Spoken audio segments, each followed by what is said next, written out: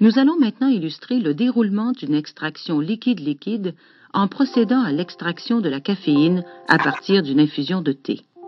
Celle-ci sera la solution d'alimentation.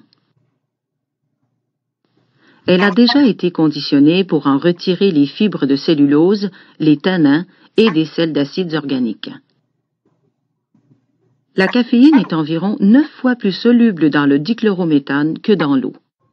Comme ces deux liquides sont peu miscibles l'un dans l'autre, on peut extraire la caféine de la solution aqueuse en utilisant le dichlorométhane comme solvant. Le dichlorométhane est très volatile, inflammable et ses vapeurs sont nocives. Autant que possible, manipulez ce produit sous une hotte pour éviter d'en inhaler. Rassemblez le matériel sous une hotte. Un statif et un anneau métallique enrobé de caoutchouc qui supportera l'ampoule à décanter, la solution d'alimentation et le dichlorométhane. Nous avons aussi besoin d'un cylindre gradué pour mesurer les volumes de liquide et d'un Erlenmeyer pour récupérer les fractions d'extrait. Assemblez l'anneau au statif de sorte que la tige de l'ampoule à décanter pénètre dans l'Erlenmeyer de récupération. La capacité de l'ampoule devrait être égale au double du volume des liquides que nous allons y placer. Par exemple, si on extrait 100 ml de solution d'alimentation avec 25 ml de solvant, on utilisera une ampoule dont la capacité est de 250 ml. Si le bouchon et le robinet de l'ampoule à décanter sont faits de verre, vous devez les rendre étanches en y déposant une petite quantité de graisse à la silicone sur toute la longueur des joints rodés. Tournez-les ensuite dans leur ouverture respective afin d'étendre la graisse sur toute la surface des joints. Les joints deviennent transparents lorsque la graisse est bien étendue.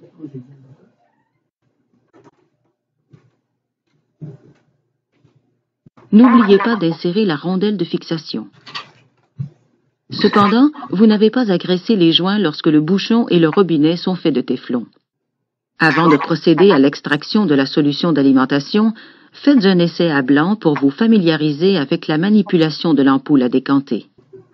Versez quelques millilitres d'eau dans l'ampoule et ajustez l'écrou du robinet pour que celui-ci tourne aisément tout en étant étanche.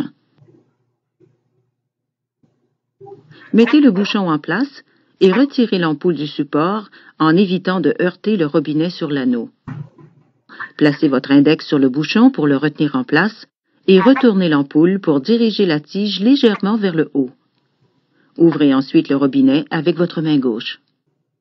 Le mélange intime des deux liquides peu miscibles s'accompagne presque toujours d'une augmentation de la pression dans l'ampoule à décanter.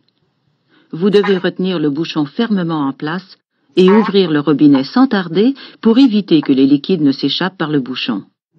Répétez cette séquence de gestes à quelques reprises à vide, car vous devrez les exécuter rapidement au moment de l'extraction.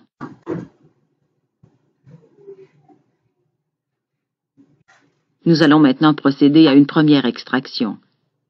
Versez 100 ml de solution d'alimentation dans l'ampoule.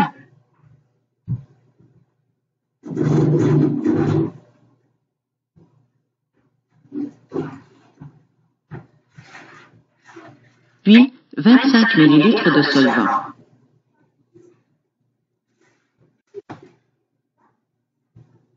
Remarquez les deux liquides qui forment deux couches superposées. Ici, c'est le dichlorométhane qui forme la couche inférieure, car il est plus dense que la solution d'alimentation. Remettez maintenant le bouchon en place, puis retirez l'ampoule du support sans heurter le robinet sur l'anneau. Retenez fermement le bouchon, retournez l'ampoule et ouvrez le robinet pour laisser le gaz s'échapper. Refermez le robinet et agitez doucement l'ampoule pendant quelques secondes afin de bien mélanger les liquides. Répétez l'agitation et l'ouverture de l'ampoule jusqu'à ce que vous n'entendiez plus de gaz s'échapper. Vous pouvez alors agiter l'ampoule plus vigoureusement. L'équilibre de partage de la caféine est atteint après 1 minute d'agitation. Faites tourner doucement les liquides dans l'ampoule pour accélérer la séparation des deux phases. Retirez le bouchon que vous déposerez sur une surface propre. Si tout va bien, les deux liquides se séparent en 2 couches distinctes après 1 ou 2 minutes de rotation. Il arrive malheureusement qu'une émulsion se forme suite à l'agitation des liquides. Certains solvants sont plus sujets que d'autres à former ces émulsions. On peut tenter d'en prévenir la formation en agitant l'ampoule plus doucement durant l'extraction. On peut aussi tenter de briser l'émulsion en créant des vibrations dans l'ampoule à l'aide d'une tige de verre, comme ceci. Ces actions donnent souvent des résultats aléatoires cependant, et on doit alors envisager d'utiliser un autre solvant moins susceptible de former des émulsions ou de passer l'extrait au travers d'un lit de sel anhydre. Vous pouvez maintenant récupérer la phase organique de l'ampoule. Dans le cas présent, elle forme la couche inférieure. Placez un Erlenmeyer identifié sous le robinet et ouvrez-le pour laisser couler la phase organique dans celui-ci. Fermez le robinet avant de laisser passer la solution aqueuse, même s'il reste un peu de phase organique dans l'ampoule. On procède généralement à 3 extractions successives de la solution d'alimentation avec des portions de solvant pour extraire la substance recherchée, ici la caféine.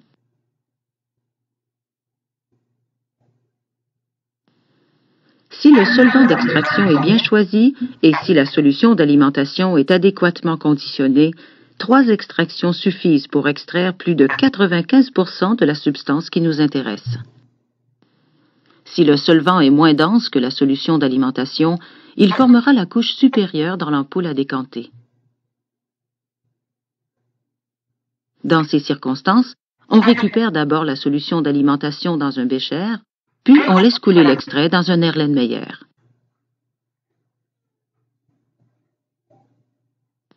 On transvase ensuite la solution d'alimentation dans l'ampoule à décanter pour faire une nouvelle extraction. Il importe de bien identifier les Erlenmeyer afin d'éviter de mélanger les solutions.